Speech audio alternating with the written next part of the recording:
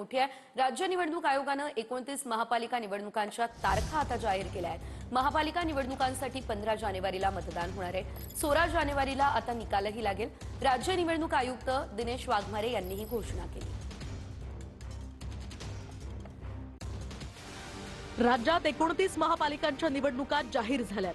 महापालिका निवडणुकांसाठी 15 जानेवारीला मतदान तर 16 जानेवारीला मतमोजणी होणार आहे। 23 डिसेंबर ते 30 डिसेंबर पर्यंत उमेदवारांना अर्ज भरता येणार आहेत, तर 31 डिसेंबरला अर्जांची छाननी होणार आहे।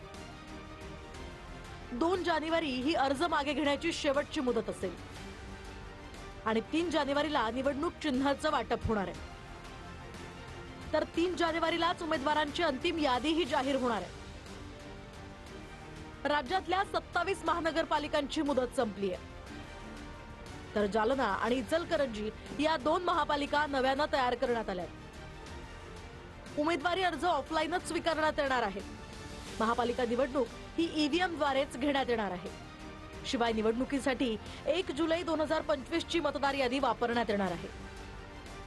दुबार मतदारांच्या नावापुढे यादीत डबल स्टारचं चिन्ह देण्यात येणार आहे। निवडणूक आयोगानं दुबार मतदारांच्या घरी जाऊन सर्वेक्षणही केलंय।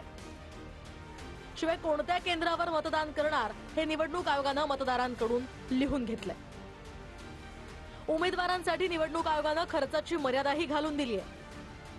अ वर्ग महापालिकेसाठी 15 लाख, ब वर्ग महापालिकेसाठी 13 लाख, तर क वर्ग महापालिकेसाठी 11 लाख आणि ड वर्ग महापालिकेसाठी 9 लाख खर्चाची मर्यादा घालण्यात आली आहे।